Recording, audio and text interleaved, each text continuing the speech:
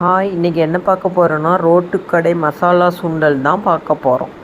அதுக்கு ஒரு மிக்சியில் 2-3 தக்காளியை கட் பண்ணி போட்டு அதில் பெரிய வெங்காயம் 2-3 கட் பண்ணி போடுங்க.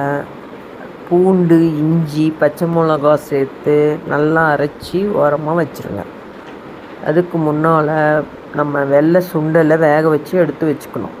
ஒரு கடாயில் ஆயில் விட்டு ஆயிலில் சோம்பு, கட் பண்ண ஆனியன், கருவேப்பிலை, உப்பு சேர்த்து வதக்கிடுங்க.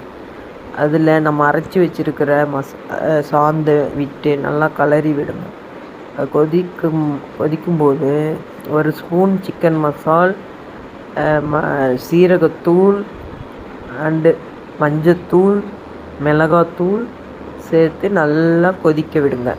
கொதித்து பச்சை வாசம் போனதும் அதில் நம்ம வேக வச்ச சுண்டலை ஆட் பண்ணி நல்லா சுண்ட விடுங்க. அவ்வளவுதான், கடை மசாலா சுண்டல் ரெடி. இது கூட நம்ம கட் பண்ண ஆனியன், கேரட் அண்ட் மல்லித்தழை தூவி மிக்ஸ் பண்ணி சாப்பிட்டா சூப்பரான ரோட்டுக்கடை மசாலா சுண்டல் ரெடி.